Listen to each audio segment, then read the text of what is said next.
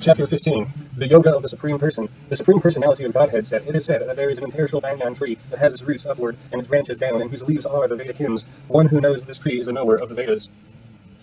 The branches of this tree extend downward and upward, nourished by the three modes of material nature. The twigs are the objects of the senses. This tree also has roots going down, and these are bound to the fruits and actions of human society. The real form of this tree cannot be perceived in this world. No one can understand where it ends, where it begins, or where its foundation is. Of determination, one must cut down this strongly rooted tree with the weapon of detachment. Thereafter, one must seek that place from which, having gone, one never returns, and there surrender to that Supreme Personality of Godhead, from whom everything began, and from whom everything has extended since time immemorial.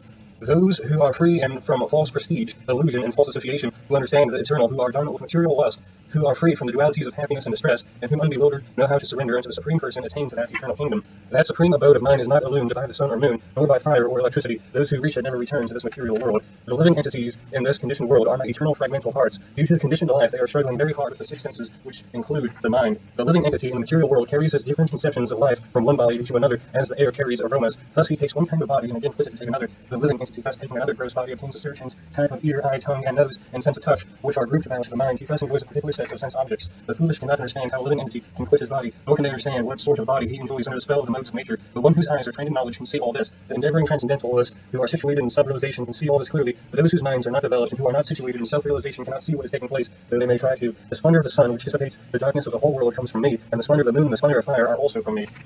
I enter into each planet, and by my energy they stay in orbit. I become the moon, and thereby supply the juice of life to all the vegetables. I am the fire of digestion in the bodies of all living entities, and I join with the air of life, outgoing and incoming, to digest the four kinds of free stuff.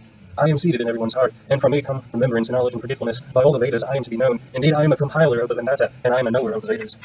There are two classes of beings, fallible and infallible. In the material world, every living entity is fallible. In the spiritual world, every living entity is infallible. Besides these two, there is the greatest living personality, the Supreme Soul, the imperishable Lord himself, who has entered the three worlds and is maintaining them.